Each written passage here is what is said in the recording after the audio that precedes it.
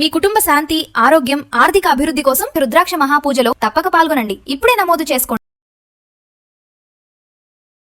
Hi viewers, India's largest digital media network Suman టీవీకి స్వాగతం. ప్రస్తుతం మనతో ఉన్నారండి డాక్టర్ సమరం గారు. అందరికీ తెలిసిన వారు, సుపరిచితులు. నిజంగా స్వాతి అంటేనే, ఆ దినపత్రిక అంటేనే సమరం గారు.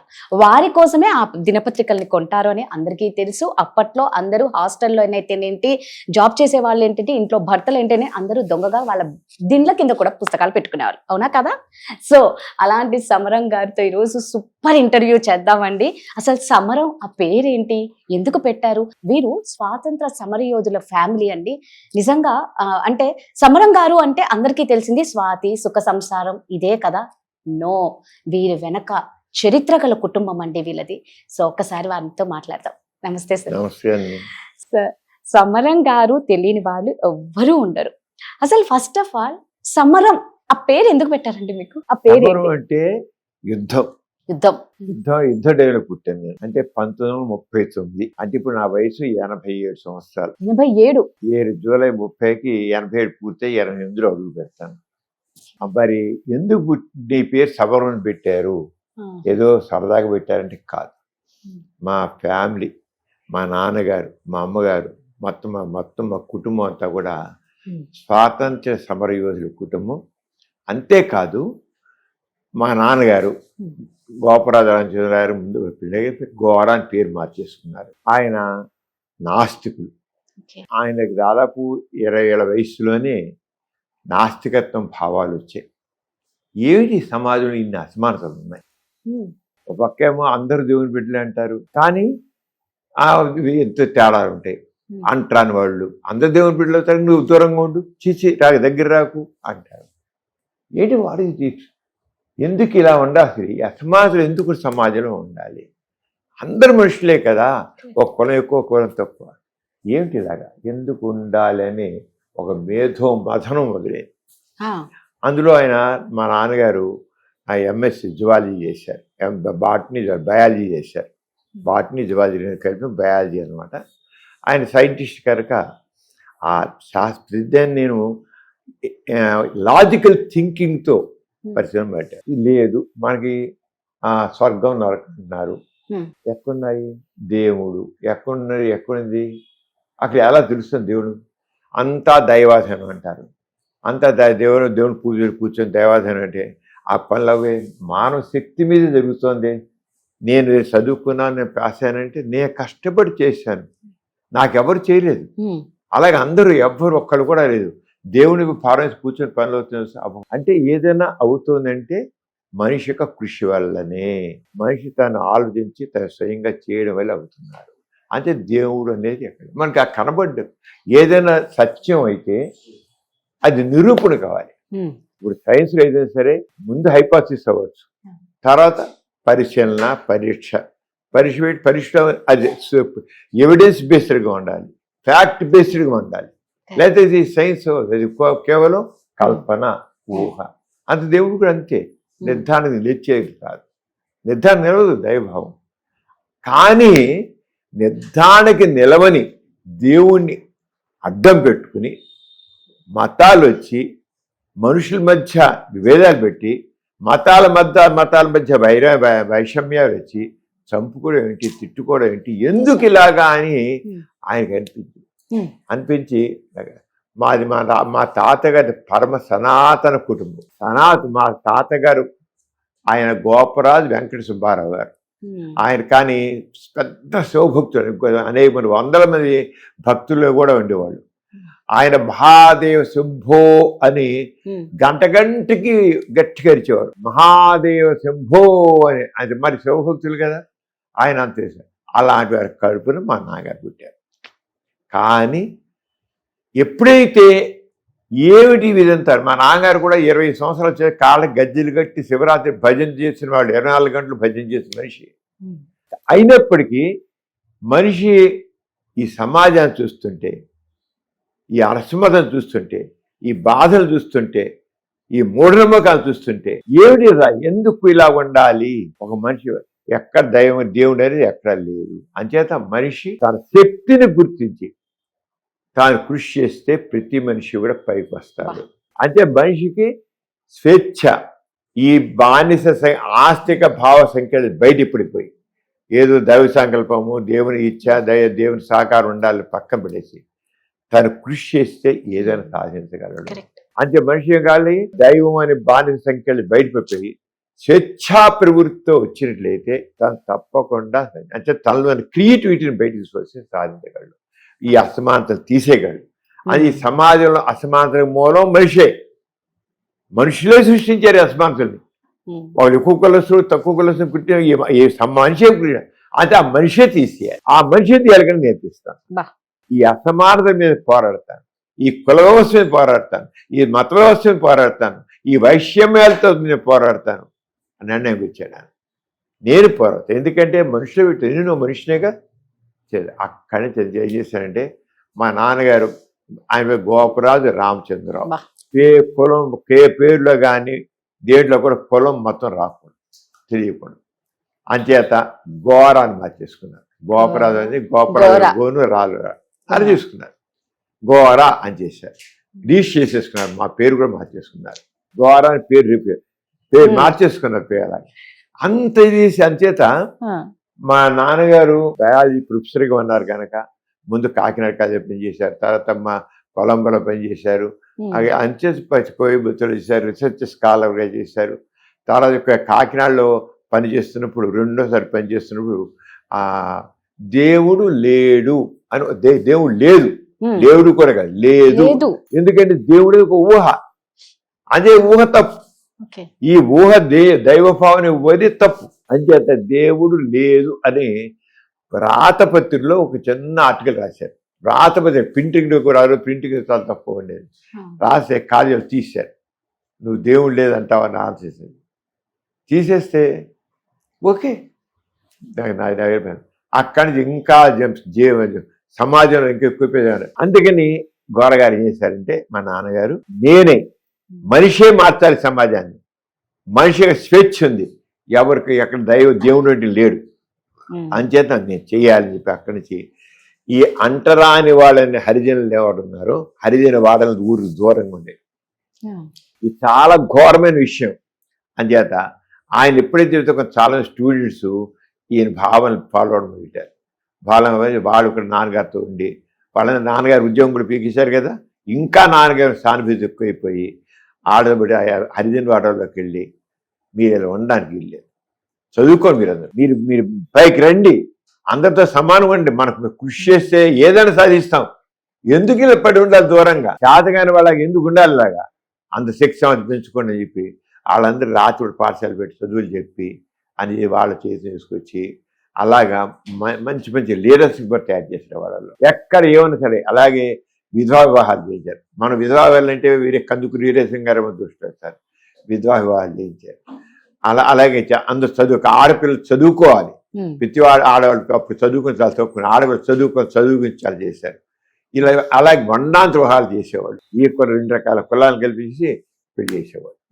పెళ్లి చేసుకుంటా చేసి అంతే, పెళ్లి చేసుకోండి మీరు పిల్లలకి ఏ కులం వస్తుంది, ఇద్దరు వేరే కులాల వాళ్ళు, ఏ కులం ఏమి అంచేత కుల వ్యవస్థ పోవాలి, ఈ మత వ్యవస్థ పోవాలి, సమాజం రావాలి అని ఆయనకి 20-25 వయసులోనే 30 వయసు ఫుల్గా ఎస్టాబ్లిష్ అయిపోయాడు. అయిపోయి అక్కడి నుంచి ఉద్యోగం చేసి అక్కడ చివరికి ఈ లోపల దుర్గాబాయి దేశ్ముఖ్ గారు ఉన్నారు కదా, ఆవిడతో నాన్నగారు ఆవిడ చదువుకోలేకపోయింది. ఆవిడ ఒక పక్క గాంధీ గారు చాలా సన్నిహితంగా ఉంది, స్వాతంత్ర్యంలో ఆల్రెడీ పాల్గొంది ఆవిడ, మీలాగానే చిన్నవాడే కానీ ఆవిడకి చదువు లేదు నేను చదువుకోవాలి, గోరా గారిని చూసి ఇన్ఫ్లుయెన్స్ అయ్యి నేను చదువుకోవాలి. ఆవిడ అప్పుడు నాన్నగారే, మరి ఆవిడ కాంగ్రెస్ పార్టీలో అంతని ఎవరైనా ఆ ప్రభుత్వం ఏం చేసింటే కాంగ్రెస్ అన్నా కొద్దిగా ఏమన్నా భావాలతో ఉన్నా గాంధీ గారితో ఉన్నా అరెస్ట్ జైలు పరిచేవాడు. సో నాన్నగారు ఏంటి పోతే వెళ్ళిపోయి అరెస్ట్ అయితే అయ్యాను, పర్వాలేదు. నాన్నగారు ఆవిడ దుర్గాబాయి దేశ్ముఖ్ గారికి చదువు చెప్పి మెట్రికులేషన్ బెనారస్ యూనివర్సిటీ మెట్రికులేషన్ పంపించి పాస్ చేయించారు. తర్వాత ఆ చేత గ్రాడ్యుయేషన్ చేయించారు. ఆ టైంలో ఎక్కువ మంది స్వాతంత్ర సమరయోధులతో నాన్నగారికి పరిచయం అయింది. స్వాతంత్ర సమరయోధులు, స్వాతంత్ర జైలుకి వెళ్ళిన ఉప్పు సత్యాగ్రహం, ఉమ్, ఉప్పు సత్యాగ్రహం చేసేప్పుడు దాని నాకు బాగా ఇన్స్పైర్ అయ్యారు. ఒక పక్క సామాజిక సంస్కరణ, రెండో పక్క స్వాతంత్ర ఉద్యమం. అంటే దాంతో వెంటనే స్వాతంత్ర పోరాడే వాళ్ళతో కొంతమంది ఆరంగ చేసుకుంటూ వచ్చేసి ఆ ఒక అందుకనే 1930లో మా పెద్ద అన్నయ్య లవణ అన్నయ్య పెద్ద ఫస్ట్ అమ్మాయికేమో మనోహర్ నాన్నగారికి స్నేహితుడిని చాలా ఇష్టం. ఓకే. అంటే మొట్టమొదటి అమ్మ నాన్నగారు కొలంబోలో కూడా పనిచేశారు. కొలంబోలో పనిచేసే మొట్టమొదటి గారు పెట్టినప్పుడు అందరు స్నేహితులు మనోహరం అని పేరు పెడదామంటే సరిపెట్టి స్నేహితులు సజెస్ట్ చేసి పెట్టారు. స్నేహితులు చెప్పారు కానీ పెట్టారు. అప్పటికే నాన్నగారికి ఈ మా అమ్మ గర్భవతిగా ఉండగా బదల్ చైల్డ్ ఫస్ట్ చేయరు మా అక్కయ్య, ఆమె ఇప్పటికీ ఉన్నారు. 98 సంవత్సరాలు జరిగింది. 98 అబ్బా. హైదరాబాద్లో ఉంటారు. చాలా తను కూడా చాలా ప్రోగ్రెసివ్ థాట్ ఉన్నది. అంచేత 90 అప్పుడు మా అమ్మ గర్భవతిగా ఉంటే నాన్నగారు అన్నారు అప్పుడు గ్రహణం వచ్చింది. గ్రహణం వస్తే వాళ్ళ పుట్టింటి వాళ్ళు గ్రహణం ఉంది, నువ్వు బయట రాకొని నువ్వు అక్కడి నుంచి సందేశాలు పంపించారు. నాన్నగారు చెప్పారు ఇది గ్రహం ఈ రకంగా వస్తుంది, ఇది ఎప్పటికి వచ్చేసి ఏముండి సూర్యుడికి భూమికి మధ్య చంద్రుడు అడ్డం వచ్చాడు, సూర్యుడు కనబడిపోయాడు, సూర్యగ్రహణం. అలాగే సూర్యుడికి చంద్రుడికి మధ్య భూమి అడ్డం వస్తుంది, చంద్రుడు కనబడి ఏమవుతుంది ఇంతకంటే ఏం లేదు సైన్స్. ఇదేం గ్రహణం లెవెల్ బయటకు వస్తే గ్రహణం ఊరిలో వస్తే మీనింగ్ లేదు. అంటే అప్పుడు ఏం చేశారు నాన్నగారు మా అమ్మని తీసుకుని గర్భిణీగా ఉండగా గ్రహణం టైంలో బయట తిప్పి అన్ని చేశారు. గ్రహణం రోజు బయటకు తిప్పారు. గ్రహణ సమయంలో తిప్పి కూరగాయలు కోయించి, కూరగాయలకు వచ్చి ఏదో మొర్రెలు వస్తాడ, కూరగాయలు కోయించి ఇవన్నీ చేసి బయట తిరిగి మొత్తం చేశారు. అమ్మ అక్కయ్య చక్కగా పుట్టిన తర్వాత ఇప్పుడు కూడా తాను 95 సంవత్సరాలు తనకి 1928లో పుట్టిన తను 19 తర్వాత 30లో మా అన్నయ్య పుట్టాడు. అప్పటికి నాన్నగారులో ఈ స్వాతంత్ర ఉద్యమం గురించి వాటి గురించి భావాలు ఉన్నాయి కనుక అప్పుడు గాంధీ గారి దండి సత్యాగ్రహం, ఉప్పు సత్యాగ్రహం జరిగింది. అంచేత ఉప్పు సత్యాగ్రహం లవణం అని పేరు పెట్టారు. లవణం ఉప్పు సత్యాగ్రహం. తర్వాత పుట్టిన అమ్మాయి మేమందరం 9 పిల్లలు ఉండి 9 మంది. అంతే first child Manorama, second child boy Lavanam, third child మళ్ళీ ఆడపిల్ల మైత్రి. మీద గాంధీ ఇర్విన్ ప్యాక్ట్ జరిగింది, అంచేత మైత్రి అని పెట్టారు. మైత్రి అయిపోయాక నెక్స్ట్ మళ్ళీ అమ్మాయి పుట్టింది, విద్య అని పెట్టారు. విద్య అంటే నాన్నగారు ఒక పక్కం ఎడ్యుకేషన్ గురించి బాగా ప్రచారం చేస్తున్నారు. రకరకాలుగా ఎడ్యుకేషన్లో మార్పులు రావాలి, ఎడ్యుకేషన్లో చాలా మార్పులు రావాలి, ఈ మామూలు ఎడ్యుకేషన్ కాదు ఇలా చేస్తూ రెండో పక్క Bapu Mahatma Gandhi basic education program అంటే వృత్తి విద్య, బావులు చదువుతో పాటు ప్రతి వ్యక్తికి వృత్తి విద్య కావాలని ఆ వృత్తి విద్యగా చేశారు. నాన్నగారు కూడా అది చేశారు, గాంధీ గారు కూడా అదే రకంగా చేశారు.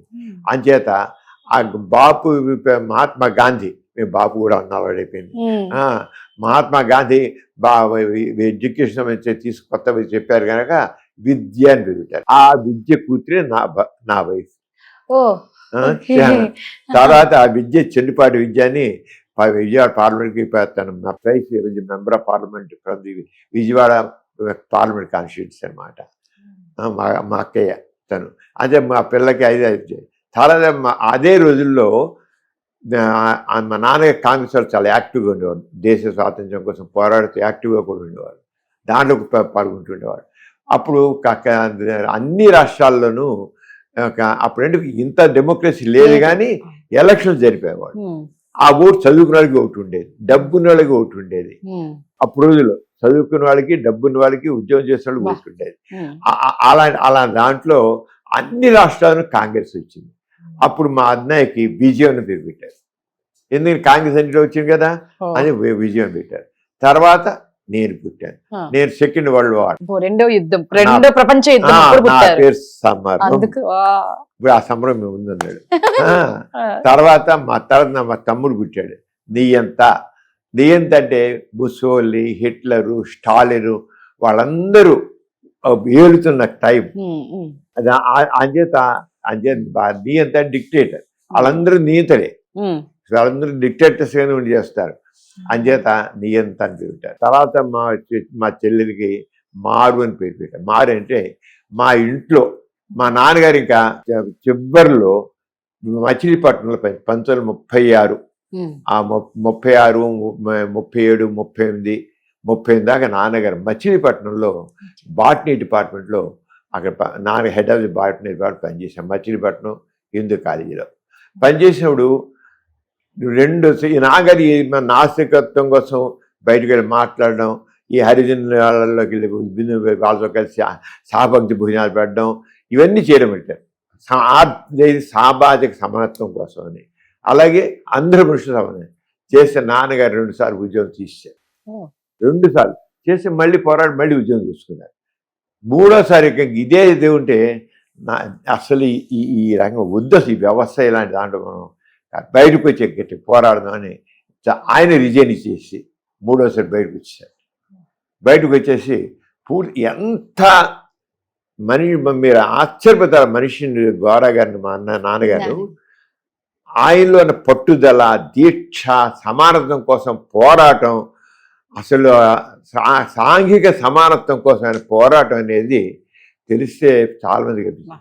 ఆయన ఏం చేశారంటే, నేను ఇప్పుడు అందరి అతి సామాన్య వ్యక్తులు ఎవరుంటారో వాళ్ళతో నేను మమేక్యం అయిపోతాను.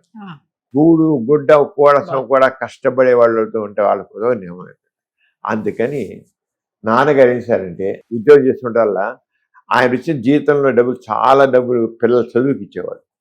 చదువుకి ఇస్తే ఉద్యోగం రాజీనామా చేసేసినప్పుడు ఆయనకి ఉన్న బ్యాంక్ బ్యాలెన్స్ అంతా కూడా చదువుకునే పిల్లలకి డబ్బులు ఇచ్చేసేసి, మీ చదువులు పూర్తి చేయండి, నాకేం అవసరం. కట్టుబట్టలతో ముదునూరు అనే గ్రామంలో, అంతకుముందు ముదునూరు ఒక కుర్రవాడు అందరూ చదువుతుండేవాడు. ఆయన నాన్నగారు ముదునూరు ఆహ్వానించాడు. ఒక విలేజ్ వెళ్ళిపోయి, ముదునూరు అని ఊరు అన్నమాట. ఆ ఊరు వెళ్ళిపోయి ఆ ఊళ్ళో ఉన్నారు. ఊళ్ళో చిన్న పాకలు వేసి ఇచ్చారు ఆ ఊళ్ళో వాళ్ళే. అక్కడ అంజయ్య గారు అని ఆయన కూడా స్వాతంత్ర సమరయోధుడే, ఆయన కూడా నాన్నగారు పిలిచారు. అలాగే నాన్నగారు స్టూడెంట్ ఒక ఆయన పిలిచారు. ఇలా పిలిచి ఆ ఊరిలో కొంత మార్పు కావాలి, ఎందుకంటే స్వాతంత్ర ఉద్యమం అక్కడ బాగా జరుగుతారు ముదునూరు. ఆ గాంధీ గారు కూడా ముదునూరు గ్రామం ఒకసారి విజిట్ చేశారు ఆయన కృష్ణా జల యాత్రలో. అంటే ఆ ఊర్లో కొద్ది మార్పు భావాలు ఉన్నాయి. అంటే నాన్నగారు పిలిచి అక్కడ పెట్టి వయోజన పాఠశాల పెట్టి, అక్కడ దూసరపాలెం, తూర్పుపాలెం అని ఉండేది. అంటే హరిజన వాడలు, ఒకటి మాలవాడ, ఒక మాదిగవాడ. దాన్ని మాలవాడ మాదిగవాడిని పేరు నో నథింగ్ టు, ఇలా తేడాలు ఉన్నా గీయలేదు అని చెప్పేసి మాలలు మాదిగులు కలవరు, 2 వేరేగా ఉంటారు. అలాగే వీళ్ళతో తక్కువ కలవరు. నాన్నగారు అంటే ప్రతి పౌర్ణమికి సహభక్తి మధ్య పెట్టి ఒకసారి మాల గూడెంలో దాన్ని మారగూడెం, నాన్నగారు వేసేది మాల మాది గూడెం తీసిపారే. తూర్పుపాలెం దూసరపాలెం, తూర్పుపాలెం దూసరపాలెం, దూసరం అంటే దోస సెకండ్ పాలెం అన్నమాట. తూర్పుపాలెం 2 దూసరపాలెం, దూసరపాలెం అంటే దోసరా సెకండ్ పాలెం అని పెట్టి అక్కడ సాగుతు భోజనాలు జరిపి అక్కడ మెళ్ళతో అందరికి మెళ్ళు కూడా.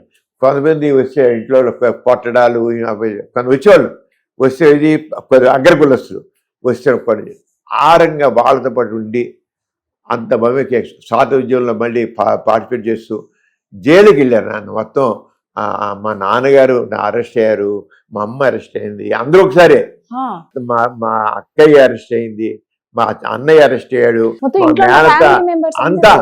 చివరికి మిగిలింది ఏంటంటే మా మైత్రక్కయ్య, మా విద్యక్కయ్య, నేను ఇది బొడ్డోండి. అప్పుడు నా వయసు అంత అంటారు, మా అయితే 2 ఏళ్ళు 3 ఏళ్ళు ఉంటాయి.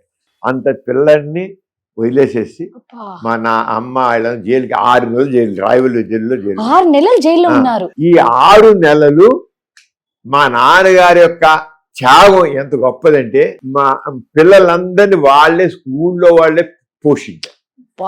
సూపర్. మనం నిస్వార్థంగా పనిచేసే సమాజానికి సమానత్వం కోసం చేస్తే, స్వాతంత్ర్యం కోసం చేస్తే దానికి తప్పకుండా అందరితో మనం ఆగకపోతాం.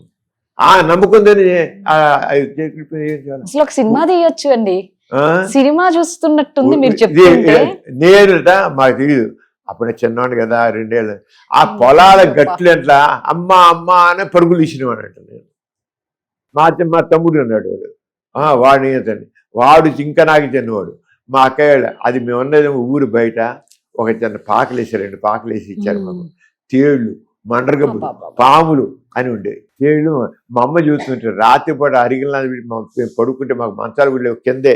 అంటే మా నాన్నగారి త్యాగం సమాజం కోసం, ఆయన నమ్ముకున్న నమ్మకం సిద్ధాంతం కోసం ఏ లెవెల్కి త్యాగం చేశారు చూడండి. అసలు అక్కడ ఫ్యామిలీ అది పొలాల మధ్య ఒక చిన్న గట్టు ఉంది. ఆ గట్టు దగ్గర మాకు ఇల్లు వేసిచ్చారన్నమాట. అక్కడ పాకలేసి 2 పాకలేసి ఆ పాకలు అక్కడ మా అమ్మ దుప్పటి పరిచి మమ్మల్ని పడుకోబెట్టి లాంతర పెట్టుకుని వచ్చి ఒక చంపుతూ కూర్చోదండి మా అమ్మ రాత్రి పండేదండి పిల్లల కోసం. మా నాన్నగారేమో ఇవాళ గూగుల్ మీటింగ్లు చేసి నాస్తికత్వం గురించి ప్రజల చేతనెత్తడం కోసం, స్వాతంత్ర్యం కోసం అని ఎలా నాగా చేశారు. అక్కడ ఆ టైంలో మా అమ్మ జైలుకి వెళ్ళి అమ్మ గర్భవతి బయటకు వచ్చి రాగానే స్వాతంత్ర్యం ముందే మా అమ్మ చెల్లెలు పుట్టింది.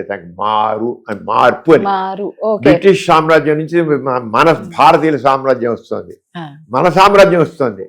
ఆ సామ్రాజ్యం వస్తుంది అంచేత మార్పు వచ్చి చివరి చెల్లికి నవ్వు అని పేరు పెట్టారు. నవ్వు అంటే 9 మన 9 కదా, మేము 90 మేము 90 కనుక నవ్వు. మా నాన్నగారు అనేవారు జోగి అనేవాళ్ళ. ఇప్పుడు నవ్వు అని పెట్టాను, ఇక్కడ పెడితే డస్ అని పెడతాను, చివరికి పెడితే బస్ అని పెడతాను అని మా నాన్న జోయిలుగా కూడా మాట్లాడుతుండేవాడు, చాలా జోయిలుగా మాట్లాడేవాడు. కానీ అక్కడి నుంచి దాదాపు 7 సంవత్సరాలు ఉన్నాం. ముదునూరు గ్రామంలో 7 సంవత్సరాలు ఉన్నాం. ఈ టైంలోనే నాన్నగారికి గాంధీ గారికి పరిచయం అయింది. నాన్నగారిని పిలిచి గాంధీ గారు తెలిసి నాన్నగారు చేస్తున్న ఇంత సాహసోపేత కార్యక్రమాలు, సమానతం చేసే కార్యక్రమాలు. అంతకుముందు నాన్నగారు గాంధీ గారు ఉత్తరం రాశారు, నేను మీతో వచ్చి మీరు పెద్దానికి ఆ దైవ సంకల్పం అంటారు, ఏమిటి సదైవం మీరు తెలుసుకోవచ్చుకున్నాను, నేను దేవుడు లేదంటాను, మీరేమో ఆ దేవుడు దయ అని మీరు అంటారు. ఏమిటో దేవుడు దయ, నేను ఏంటో మీరు పెద్దవాళ్ళు మీరు తెలుసుకోవచ్చుకున్నారు, అది ఏమిటో నేను మాత్రం నమ్మట్లేదు. మరి నేను నమ్మట్లేదు కనుక మీరు నమ్ముతున్నారు కనుక మీ దగ్గర నుంచి నేను తెలుసుకోవచ్చుకున్నాను ఫ్యాక్ట్ అని ఉత్తరం రాస్తే, ఒక నిరీశ్వరవాదితో నేనేమి మాట్లాడతాను అంటే దేవుడు లేని వాడు నేనేం మాట్లాడతాను వద్దన్నాడు. కానీ ఆయన దగ్గరికి నాన్నగారు చేసిన విషయాలు బాగా గోరాగారు చేసిన విషయం వచ్చి గాంధీ గారికి ఆయనే కొనుక్కుంది, రా మనం మాట్లాడదాం, నీ యొక్క త్యాగం కానీ పట్టుదల కానీ బాగా ఆకట్టుకున్నాయి, నువ్వు చేసి సమానతం గురించి చెప్పడం దానికి ఆకట్టుకున్నాయి, నువ్వు జైలుకి వెళ్ళడం గురించి స్వాతంత్ర్యం జైలు గురించి ఆకట్టుకున్నాయి నువ్వు చేసావు. ఆ రోజుల్లో కృష్ణా జిల్లాలో స్వాతంత్ర్య సమరానికి ఎక్కువ మంది జైలుకి పంపించిన ఆ ఊళ్ళోంచి ఎంతమంది వెళ్ళారు జైలు. కృష్ణా జిల్లా మ్యాక్సిమం చంద్రాలు.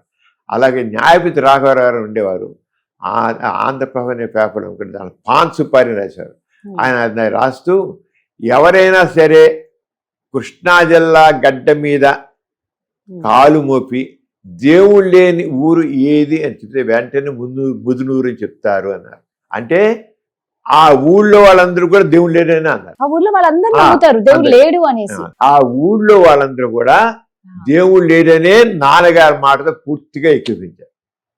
అందుకనే మమ్మల్ని అందరినీ అంత ఇదిగా చూసుకున్నారు. దేవుడు లేని ఊరు ఏదంటే ముదునూరు అని చెప్తారు. ఎవరిని కృష్ణా జిల్లా గడ్డ మీద కాలుము పెరిగితే దేవుడు. అలాగా అంత ఇంపాక్ట్ టెరిఫై, ఆ ఇంపాక్ట్ చూపించాము. అక్కడి నుంచి పేపర్ పెట్టాలి, ఇంకా ఎక్కువ మందికి వెళ్ళాలని చెప్పి పేపర్ పెడదామని అనుకుని విజయవాడలో పటమడి గ్రామంలో ముందు ఒక చోట ఒక ఆయన ఒక స్థలం ఇచ్చారు. అంటే అక్కడ చెన్నిపాటి శాస్త్రిరావు, చెన్నిపాటి వైపు మా శాస్త్రం మా బావగారు అయ్యే తర్వాత వాళ్ళ అన్నయ్య గారు చెన్నిపాటి రామకృష్ణ అది పిలిచి వాళ్ళు కూడా పిలిచి నాన్నగారిని విజయవాడ రండి, మీరు ఇక్కడి నుంచి చేద్దురండి అంటే నాన్నగారి ఇంపాక్ట్ వండర్ఫుల్ మాట ఎంతమంది ఉంది. పిలిస్తే ఇదే టైంలో నాన్నగారికి గాంధీ చర్చలు అవ్వడం, నాన్నగారేమో మా అమ్మాయిని అంతరాంతరం ఒప్పుకోను, మీరు అంటున్నారు నేను అంటున్నాను, కానీ నేను మా పెద్దమ్మాయిని నేను ఒక అస్పృశ్యుడు అని ఎవరైతే ముద్ర వేయబడ్డారు సమాజం ద్వారా వాళ్ళకి, ఏదో ఐఏఎస్ చదివిన వాళ్ళు, ఐపీఎస్ చదివిన వాళ్ళు, ఏదో పెద్ద చదివిన వాళ్ళు కాదు, అతి సామాన్యునికి ఇచ్చి నా కూతురించి పెళ్లి చేస్తాను, అతి సామాన్యునికి ఇచ్చి పెళ్లి చేస్తాను. చేశారు. గాంధీ గారు అన్నారు అయితే ఈ పెళ్లి నువ్వు చేయడానికి వెళ్ళలేదు, నేనే చేస్తాను నువ్వు చేయడానికి వెళ్ళా పెళ్లి అంటే నువ్వు చేయడానికి వెళ్ళలేదు అన్నారు నేను గాంధీ గారిని చేయొద్దన్నారు. అన్నారు. ఎందుకన్నారు? నువ్వు దేవుని పేరుస్తావు, నేను దేవుడు లేడు అంటాను. నువ్వు దేవుని పేరుస్తావు కనుక నేను అసలు ఒప్పుకోను, నాకు అవసరం లేదు. నువ్వు దేవుని పేరు ఎత్తావు కానీ నాకు వద్దాను. నేను దేవుని పేరు సత్యం ఎత్తనన్నారు. ఆయన మొట్టమొదట దేవుడే సత్యం అన్నారు, తర్వాత సత్యమే దేవుడు అన్నాడు. చివరికి ఎంతవరకు వెళ్ళిపోయాడంటే ఇంకా నేను దేవుడి పేరు ఎత్తను అంటే వీళ్ళకి వెళ్ళిపోయాడు. అది విచిత్రం మీరు జరిగిందంటే ఆయన ఈ పెళ్లి చేసిన చివరికి దేవుని పేరు ఎత్తను అని చెప్పి అయితే వీళ్ళిద్దరి మధ్య ఎంత ఘనిష్టమైన సంబంధం ఉంటుందో ఉండదో చూడాలి కనుక 2 ఏళ్ళు నా దగ్గర ఉంచాలి. మా బావగారిని ఎవరినైతే నాన్నగారు ఒక సోకాళ్ళు స్టూడెంట్ మేపుకోం అలాగా సమాజం ద్వారా ఎలా ముద్ద వేయబడ్డారో ఆ ముద్ద వేయబడ్డ మనిషిని చూసి అతి సామాన్యుని గుడివాడ ద్వారా వానపాములో ఉన్న విలేజ్ ఉంది. ఆ విలేజ్లో ఉన్న హరిజనవాడలో చెందిన వ్యక్తిని తీసుకొచ్చి గాంధీ గారి పరిచయం. ఆయన గాంధీ గారిని నాతో ఉంచుకుంటాను 2 ఏళ్ళు అన్నారు. ఆయన పట్టుదలను చూస్తాను. అలాగే మా పెద్దక్కని గాంధీ స్మారకానికి సంబంధించిన అంగన్వాడీ స్కూల్స్ అలాంటి దాంట్లో పెట్టించి ఆవిడ ఎలా ఉంటుంది ఇద్దరు చూడండి, ఇద్దరు మరీ ఘనిష్టంగా ఉన్నారు. ఉంటే అందరు చెప్పారు ఈ గోరా పిల్లలిద్దరినీ పిల్లల పెళ్ళి నేనే చేస్తానని. నెహ్రూ చెప్పాడు, రాజేంద్ర ప్రసాద్ చెప్పాడు, కులానికి చెప్పాడు, అందరూ చెప్పారు. చెబితే గాంధీ గారు మార్చి నెలలో ఏప్రిల్ నెలలో పెళ్లి చేస్తా అన్నారు. జనవరి నెలలో అసాసినేట్ హత్య చేయబడ్డారు. ఈయనందరూ చెప్పారు కనుక ఆయన చెప్పినట్లుగానే అదే నెలలో ఆ మార్చి నెలలో పెళ్లి జరిగింది.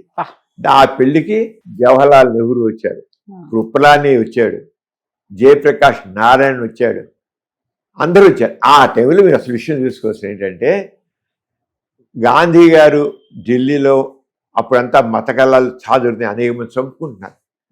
గాంధీ గారు దీక్ష పెట్టే ఉపాస దీక్ష చేస్తుంటే ఆ గాంధీ గారికి బాగా అతి సన్నిహితంగా ఉన్నవాళ్ళు, నాన్నగారు కూడా అతి సన్నిహితంగా ఉండేవాళ్ళు. కిషోర్ వాళ్ళని ఒక ఆయన పెద్ద ప్రొఫెసర్ ఆయన అన్నట, ఆయనతో గాంధీ అన్నట ఈ మత కళాలు లేరేంటి, మనిషి మీరు చంపుకోయేంటి మతం పేరిట, ఏమిటి అసలు అందరూ మనుషులే కదా గాంధీ, మనిషి చంపుకోవడాన్ని నాకు ఇప్పుడు అనిపిస్తోంది. గోరా చెప్పిందే కరెక్ట్. కులరహితం మతరహితం సమాజం కావాలి. కులరహితం మతరహితం సమాజం వస్తేనే సమాజంలో సమానత్వం వస్తుంది. లేకపోతే దేవుని పేరు చంపుకుంటారు, కులాల పేరు చంపుకుంటారు అని అన్నట్ట. ఆయన గాంధీ అంటే ఆయన వచ్చి పెళ్లికి వచ్చి అందరి ముందు జవహర్లాల్ నెహ్రూ కులాన్ని అందరి ముందు చివరి గాంధీలో ఎంత మార్పు వచ్చిందని చెప్పంటే మొట్టమొదటి సత్యం దేవుడే సత్యం అన్నాడు, సత్యమే దేవుడు అన్నాడు, చివరికి సత్యమే సత్యం అన్నాడు, ఇప్పుడు సత్యమే సత్యం అన్నాడు. ఆయన పైగా గోడ పిల్లలు సత్యసాక్షిగానే పెళ్లి చేస్తాను అన్నాడు. అంచేత ఇది వేశారంటే ఇప్పుడు ఎంత ఇలాగే ఆరంగానే ఇదే గోరా చెప్పి ఆయన అలా అన్నారు అని చెప్పేసి ఆ పెళ్లిలో అందరి ముందు చెప్పాడు. నిజంగా గాంధీ వచ్చేట్లయితే ఈ మాటకి చెప్పిండేవాడు. ఇప్పుడు నేనేం చెప్పాను అదే మాట ఆ గాంధీ అని ఉండేవాడు. అంటే గాంధీలో మా నాన్నగారు ఎంత మార్పు తీసుకొచ్చారు. ఎందుకు వచ్చింది మార్పు అంటే ఇట్స్ ఎ ఫ్యాక్ట్, ఇది సత్యం. మనిషి పుట్టుకతోనే కులంతో మతంతో పుట్ల మనం తయారు చేసేసాడు. గాంధీ రియలైజ్ చేశాడు. అదే గాంధీ నిరంతరం మారుతూ వచ్చాడు. గాంధీ ఏం చెప్పాడు, ఇదివరకు నేను ఏం చెప్పానో కాదు, ఈ రోజు నేను ఏం చెప్పానో అది మీరు తీసుకోండి. అంతే. మా నాన్నగారు పెళ్ళి అయిపోయాక చివరికి ఎవరింటి మా వాళ్ళని పిలిచినా మా తాతగారు పరమ సనాతనం చెప్పాం కదా, ఇవి నాన్నగారు చెప్పారు. మా నాన్నగారు మీకు తెలుసు, మా ఫ్యామిలీ మొత్తం మా నాన్నగారి కుటుంబంలో అక్కా చెల్లెలు అందరూ మా నాన్నగారు విలువేశారు. తర్వాత నిదానంగా మా తాతగారు నాన్నగారు చెప్పి నాన్నగారు ఇలా పెళ్లి చేస్తున్నాను ఇలా అంటే మొట్టమొదటిలో ఒప్పుకోవాలా. ఇంత పిల్లలు ఉన్నారు, నువ్వు ఇలా అలారని చాలా ఇబ్బంది పడతావు. ఏమీ లేదు, ఎవ్వరు ఏ ఇబ్బంది పడను, నేను ఇబ్బంది పడను, చేస్తాను. అప్పుడు శభాష్ అన్నావు, కొడుకుని పెంచుకున్నావు, మాట మీద నిలబడు అలా ఉన్నాను. పెళ్లి చేసిన తర్వాత మా నాన్నగారు మీరు అందరూ ఏం చేస్తారని పెళ్లి చేసిన తర్వాత మంచిగా ఇలాంటి ఇళ్లల్లో పెట్టి ఉంచుతారు. నాన్నగారు మా అక్కయ్యని తీసుకెళ్ళి 3 సంవత్సరాలు 5 సంవత్సరాల దాకా అక్కడ హరిజన వాళ్ళని ఉంచారు. అబ్బా. చూడండి దట్ గ్రేట్నెస్ ఆఫ్ గోడ.